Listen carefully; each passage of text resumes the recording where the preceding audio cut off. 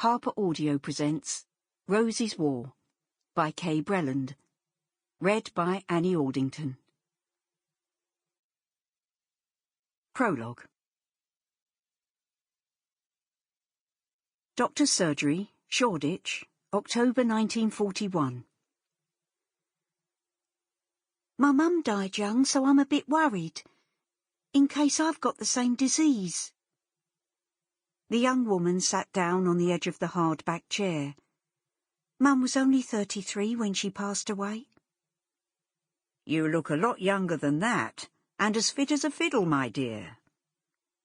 The doctor raised his wiry grey eyebrows, peering over his spectacles at the exceptionally pretty young woman settling a handbag on her lap.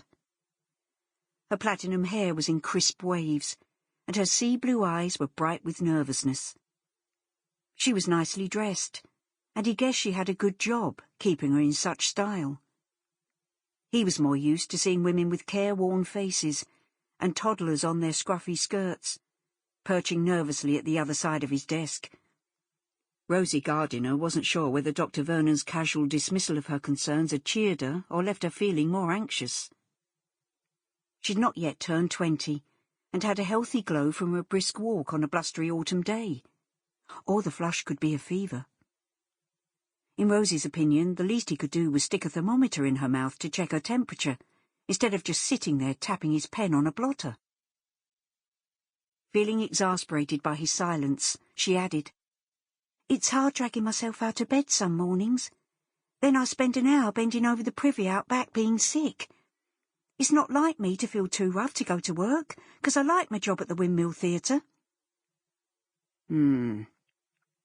Dr. Vernon cast a glance at the young woman's bare fingers. In wartime, women sometimes pawned their jewellery to buy essentials. An absence of an engagement ring didn't necessarily mean that the lass hadn't given her fiancé a passionate send-off to the front line, getting herself into trouble in the process. "Putting on weight?" Dr. Vernon asked. "Not really. No appetite, so I don't eat much." "Monthly's on time?" Rosie blushed, wondering why he was asking personal questions like that, when she was frantically worried she had the cancer that had put her mother in an early grave. Prudence Gardiner had seemed to be recovering from an operation to remove a tumour, but then pleurisy had finished her off. But Rosie had only spotted a little bit of blood instead of proper monthlies.